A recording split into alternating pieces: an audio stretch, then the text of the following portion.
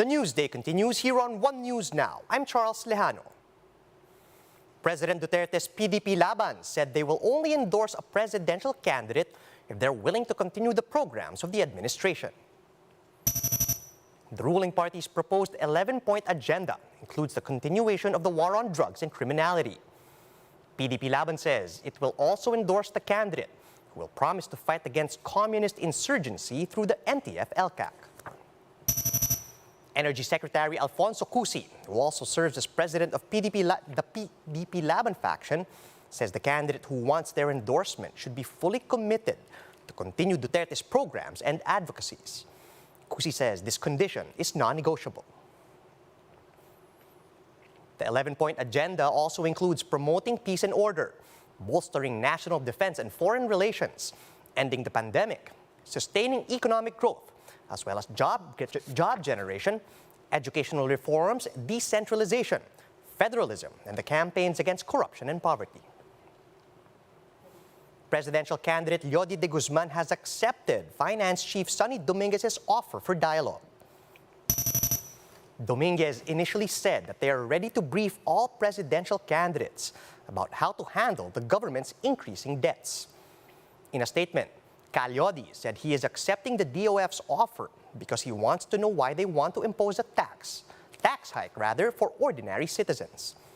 De Guzman also wants to discuss his proposed wealth tax for the 500 richest men in the country. Weeks after holding his proclamation rally, Leody has finally launched his campaign website. The website leody.org aims to provide fresh updates on the labor leader's campaign trail. It also features a sign-up link for those who wish to volunteer and contribute to his campaign. The Philippine Military Academy alumni homecoming finally pushed through amid the pandemic. Ryan Ang gives us a recap of what happened during the event.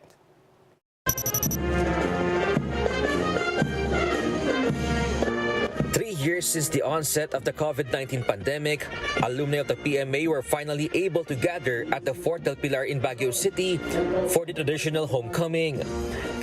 But face-to-face transactions were still limited. Limited lamang po yung makakatid physically, and yun nga po, record po yung antigen test sa mga physical attendees natin. Around 800 participants signified their attendance, including members of the ruling class, PMA Maringal Class of 1988, led by National Police Chief Leonardo Carlos. Very proud kaming PMA Maringal Class of 1988 dahil all major services ng Armed Forces and then the Philippine National Police, Coast Guard and the PDEA ay may mga PMA Maringal 88 na naging chief or head of these units.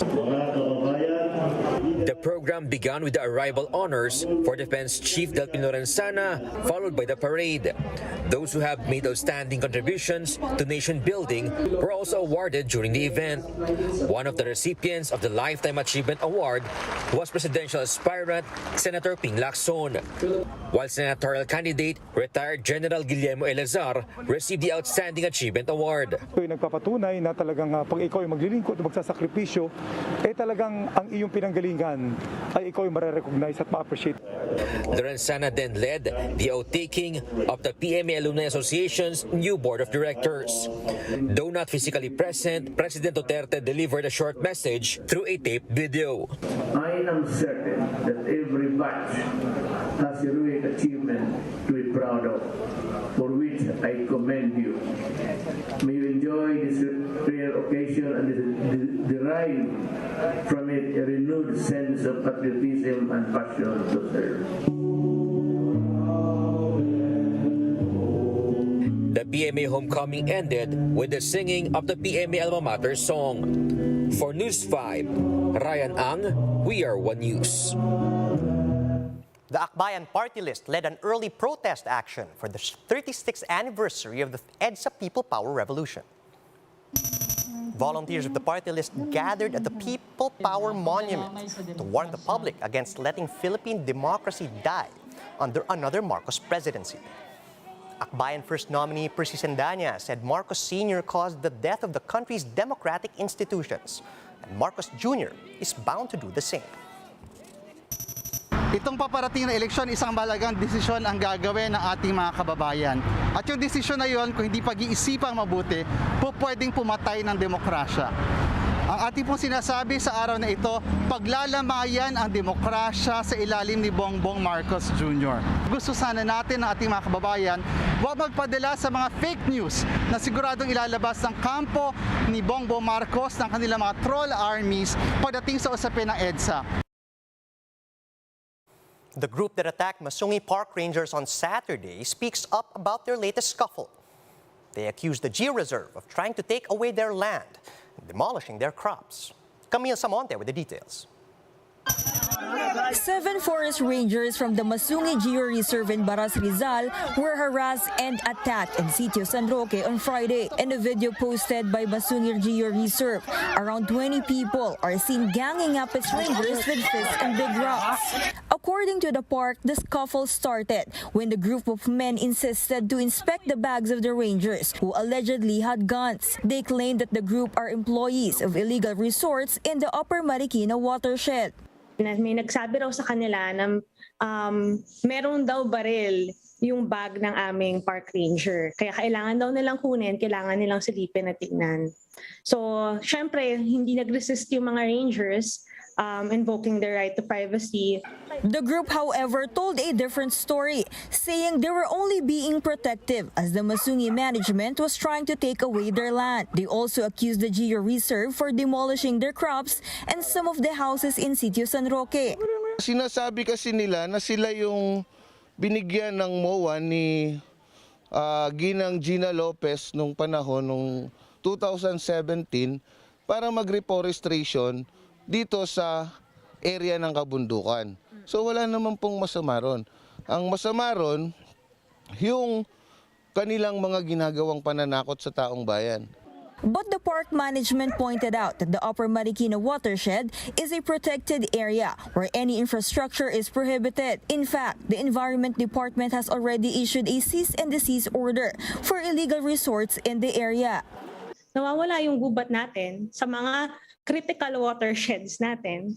Diba? Yan na yung nagdudulot ng mga matinding pagbaha, mapagkasira ng kalidad ng ating lupa na may kinalaman sa pagsusustain ng ating food security at agrikultura.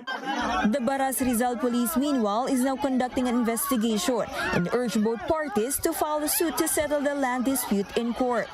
Si police, ma'am, hindi man pwede manghimasok, ma'am, sa land dispute, ma'am. Kasi usapin korte po yan, ma'am. Hanggang sa crime prevention lang po kami at crime deterrence po, ma'am. For News 5, Camille Samonte, We Are One News. At least 4 people died in a fire that broke out at a residential area in Santa Cruz, Manila on Sunday.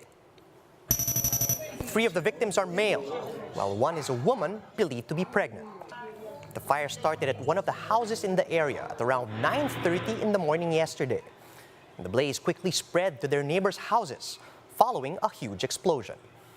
One of the victims who survived the fire was immediately brought to the hospital after sustaining burns and other injuries. Authorities have yet to determine the cause of the fire. Hanggang ngayon, wala pa kaming confirmed report na kung ano ang sumabog. Maraming nagsasabi, LPG, pero ang Bureau of Fire lang naman ang po pwedeng mag-confirm nun.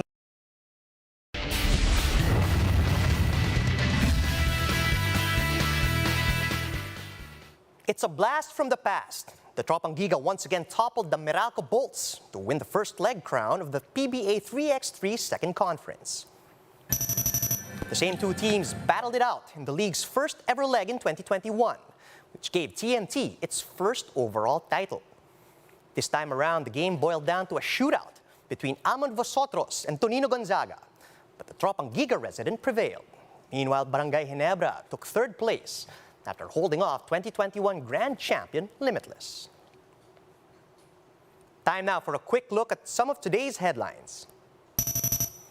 Despite the COMELEC painting over one of the pink campaign materials in Etiaga, Isabela, more murals in support of Vice President Leni Robredo and Senator Kiko Pangilinan have been put up in the province. The camp of former Senator Bongbong Marcos denies that he was avoiding handshakes after a video of his motorcade in Caloocan went viral. And brother Mike Velarde may have already endorsed the BBM Sara tandem, but that didn't stop the duo of Manila Mayor Isko Moreno and Willie Ong from wooing members of El Shaddai. And those are the top stories at this hour. Join us again later at 11 a.m. as we continue to monitor the day's biggest stories. You can also catch One News on Signal Play. Just register for a free account at www.signalplay.com so you can stream One News live anytime and anywhere. I'm Charles Lejano. Mask on, wash hands, and stay safe, Philippines. We're One News.